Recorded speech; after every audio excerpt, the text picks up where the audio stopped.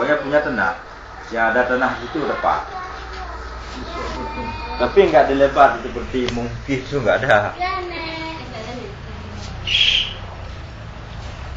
Hanya tim adjudikasi yang menentukan ya, tim yang datang yang Bapak bilang.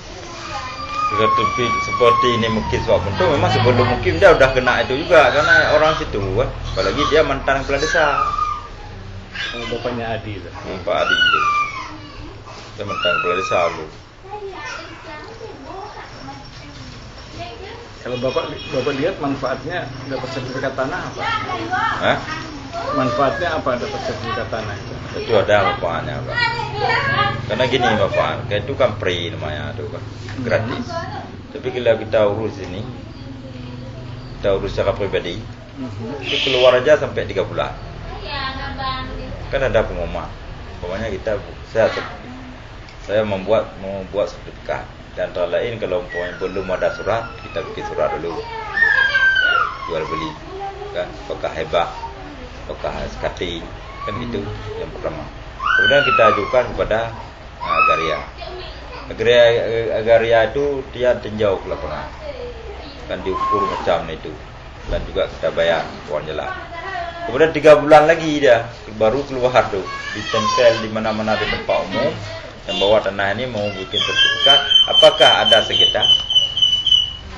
Inilah maka keuntungan sana.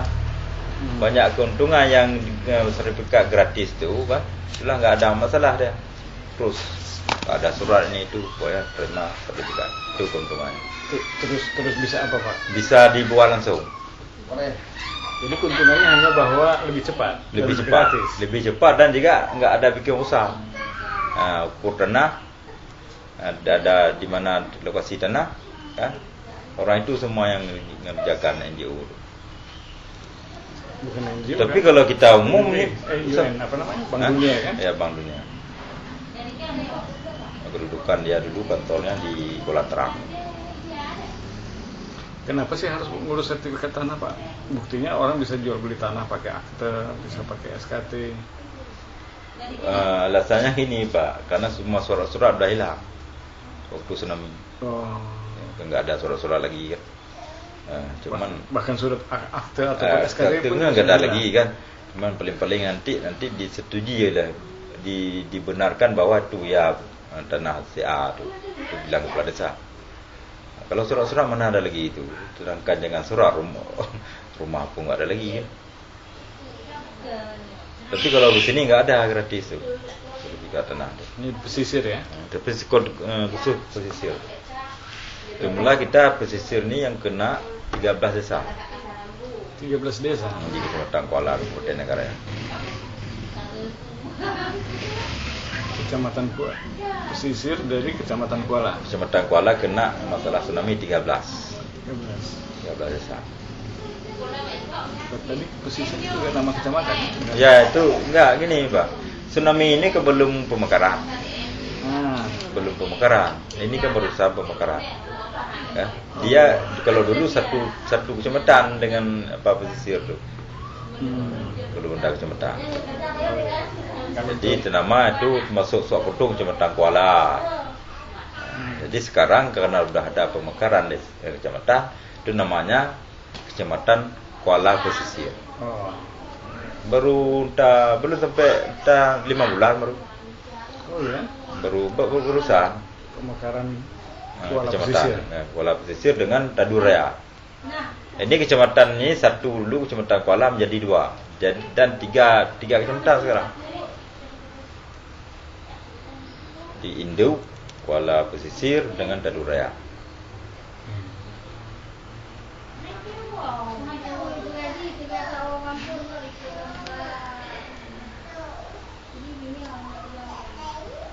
Kalau dalam hal jual beli tanah seperti itu Pak, apakah dengan adanya sertifikat harganya lebih mahal daripada akte tanah?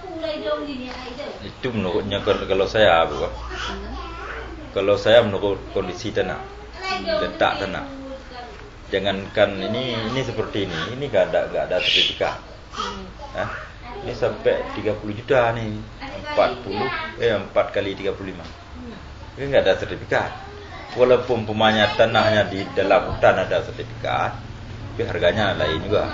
Cuman apa yang ada keuntungan sertifikat ini masalah hak, kan? Haknya itu nggak bisa diganggu gugat. Mungkin untuk bisa jadi agunan juga Dia kan? lebih apa? Di agunan di bank, kan? Lebih apa? Ada. Ini nggak ada sertifikat nih, Surabu nggak ada. Jadi kalau untuk jual beli tidak. Saya rasa nggak ada pengaruh Pak dengan sertifikat. Paling-paling kalau di pinggir jalan, kalau ada perluasan jalan itu memang diperkirakan mungkin. Tapi kalau umpamanya masalah jual beli, walaupun ada sertifikat itu menurut apa kondisi tanah dan letak tanah di mana. Tapi kalau agunan itu lain kan, agunan lain untuk di bank. Bank pun sekarang sudah pandai juga ada. Turun lokasi berapa harga tanah, berapa dia minta apa kredit, 100 juta berapa harga tanah, cuma harga tanah 50 juta, 25 dia kasih. Bukan karena fokus kepada sertifikatnya. Jadi bank juga hati-hati. Ya lebih hati-hati dia karena gini, itu kan kalau banknya udah apa kan udah banyak apa dulu kan. Banknya untung kan kalau misalnya yang pinjam tidak bisa bayar, kan sertifikatnya bisa diambil.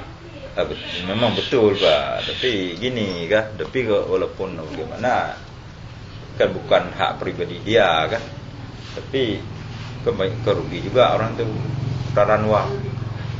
Sertifikat tuh nggak apa, paling-paling kan lelang. Lelang tuh kan nanti ada kredit dia 30 hektar, 30 juta. Ada harga tuh 60, kan dikembalikan juga kepada pemilik tanah, kan bukan diambil semua dia. Itu kan waktu masa lelang nanti kan. Oh, berapa dapatnya dari hasil? Jadi dia umpamanya ada ambil kredit 30 juta. Sedangkan harga tanah itu 60 waktu dijual dan dilelang umpamanya. Kemudian ditambah administrasi, ditambah bunga itu sampai 40 juta umpamanya dari 30 kan. Jadi sedangkan dijual 60, 20 kembalikan tu kepada pemilik tanah, bukan diambil dia semua. Jadi nggak ada untungnya buat bank kalau punya banyak. Saya rasa nggak ada untung. Melalui bunga aja dia. Ya, saya pikir nanti kalau Nggak bisa diambil tu dia semua, cari itu tanah, nggak bisa. Nggak dia bisa. datang ke bank, nggak bisa. Nggak bisa. Kan ada lelang istilahnya itu orang tu kan, ada sistem lelang tu. Kan ada pengumuman nanti. Ini agunan nomor ini kan ada nama pula lelang.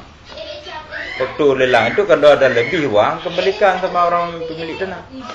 Dia berapa kredit kan, berapa bunga, berapa ini, berapa kan ada denda tu kan. Itu semua diperkirakan. Ada lebih uang pemain 5 juta kembalikan. Kalau dia nyimpan di bank ya, tapi kalau dia minjam ke bank, tapi kalau minjam ke rentenir, di sini ada juga rentenir seperti itu. Rentenir gimana? Apa? Tukang terkurang. kredit. Oh, yang apa Minjam ilegal uang. istilahnya. Apa ilegal istilahnya? Iya. Itu ambil bunga dari sampai 10% Iya, itu iya. Ada juga. Kalau itu kan nggak ada sistem lelang. Enggak ada, itu diambil tanah. Itu lain. Selama belum dibayar tanah sama dia. Ini namanya sebagai borok. Iya. Agunan. Saya ambil uang bapak, saya taruh sertifikat tanah. Dengan catatan saya ambil uang umpamanya 5 juta, bayar 50.000 umpama per bulan bunganya. Jadi selama kan tambah bunga, tambah dari modal tambah bunga, enggak saya bayar. Jadi tercapai 10 juta umpamanya. Jadi tanah sama bapak masuk surat-surat bapak. Sebelum saya tebus, sebelum saya ambil balik itu masih punya bapak. Bapak gadai, tapi jual nggak bisa juga. Jual lah jual kita juga kan, nggak bisa. Wewenang jual itu nggak bisa. Dan paling gini nanti, Pak Sabudin, ini saya perlu kali uang, karena uang saya sama Pak Sabudin. Ini kalau umpamanya nanti nggak dibayar sampai sekian bulan, saya jual nih. Nah, itu lain perjanjian.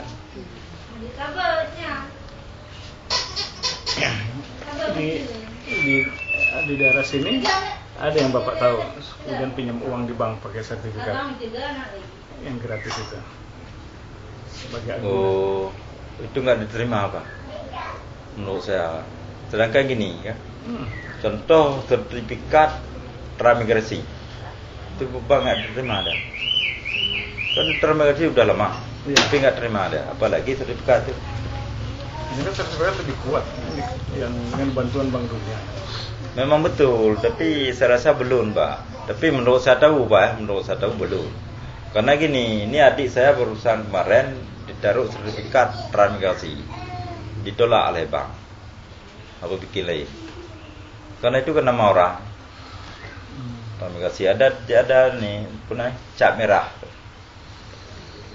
Ada khusus, nggak Mungkin boleh transmigrasi dijual selama 14 Saya tahun. rasa kalau itu belum, nggak tahu juga apa kan, nggak tahu juga apakah sudah ada yang dipegang oleh bank sebagai agunan masalah sertifikat ganti itu, kita belum tahu. Apa Tapi- itu bisa tuh? Belum tahu, kita justru mau cari tahu Nggak, apa menurut saya tahu belum. untung ruginya. Belum. Itu yang lebih tahu itu kemarin tuh Pak apa Iya. Pak bersama. Pak Bersama. Dan kalau bisa kita langsung ke bank kan, ada yang bikin agunan sebagai apa? Tanya ke BPD ya. BPD BRI. Ya. BPD atau BRI. Tapi kalau masyarakat saya rasa belum Pak. Paling kalau ada pedagang-pedagang kan, Atau kontraktor. jaminan bank. Kalau kontraktornya gede kayak Haji Tito nggak perlu lagi pinjam uang di bank. Ya mungkin Pak Mukim kan ya di samping ya kita ngobrol sekian lama mungkin ya sekitar ya, mungkin ya sebuah solusi alternatif atau ya, di luar prosedural sebenarnya kan yang kami jalankan sekarang sebenarnya ya. Kalau hari ini ya kebablasan jilid 2, kalau kebablasan jilid pertama ya khusus Aceh dan Indonesia ini ya dengan masuknya NGO yang tidak terkontrol yang bermisi mengantarkan bantuan dengan tujuan dan background masing-masing sehingga terjadi kebablasan yang tahap pertama kita.